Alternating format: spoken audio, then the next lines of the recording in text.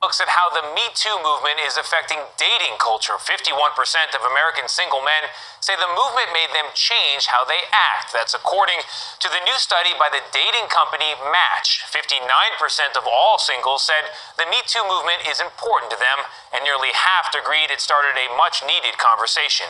Match surveyed more than 5,000 single men and women from age 18 to 99. Really, 99.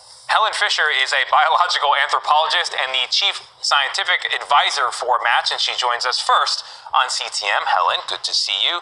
We should point out at the outset that this looked at, it doesn't matter who you are attracted to in this case. People are all, it's just, just how do you feel about the Me Too movement? How did it affect you?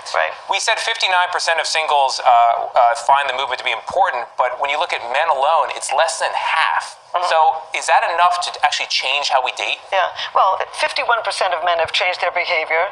40% of men have changed their behavior at work, and 33% of men have changed their behavior on a date.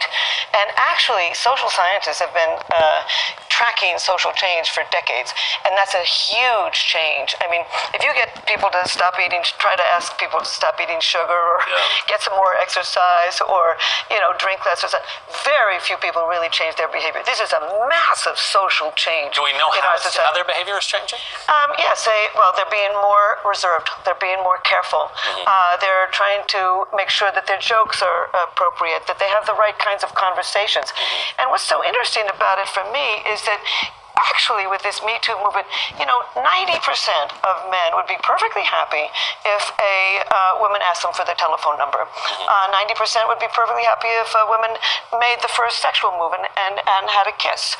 But the women, aren't doing it. Women want both. The women aren't doing it. I was thinking about this last night. I thought, should we reinstate Sadie Hawkins' days? So that women begin to try and figure out, So it's interesting how in business women are really going for equality, whereas in courtship they're still playing a much more traditional game than men. Is it the women playing the traditional game, or is it the men being overly cautious now? I mean, are they overcorrecting? 90% saying they want the woman to make the first move. The correction is exactly the right word for it. I mean, it's a little like the stock market. There's now a correction.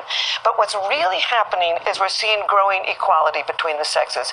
And in fact, we are shedding actually 10,000 years of our agrarian tradition. I mean, we used to believe a woman's place was in the home, that the man was the head of the household till death do us part. And indeed, we're seeing this massive change towards general equality between the sexes. And the last part to really change is this, but this is a huge social movement that is moving us towards this economic, social, sexual equality between the sexes. Your study said that 1/3 of young singles say their financial situation has held them back from pursuing love. I study millennials. I'm really impressed by millennials. They're very cautious and they're very ambitious. And it sounds like they're very practical. They're very practical. I mean, very different from my generation. I'm a baby boomer. And they're married much later. I call it slow love. They're spending a lot of time. I mean, actually, first they want to be just friends, then they want to move into friends with benefits. You learn a lot between the sheets, right? And then they slowly tell friends and family, and then they slowly move in together, and then they wed. And the later you marry, the more likely you are to remain together. So it's a very interesting, solid, good movement, but they're being very careful. Just like you said, they want to make sure they're financially stable, that their career is in order before they actually catch feelings. I love when you say that we are built for love, in your words. 75% of those surveyed said they believe in a lifelong partnership. Yes, and some, I've done this study with Match for 9 years, and it's a national study. We do not poll the Match members. It's a national representative sample of Americans based on the U.S. Census, and every year I ask that question.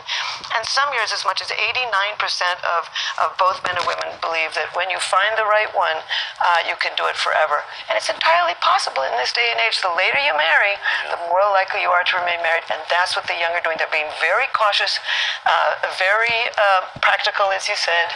And they're being optimistic.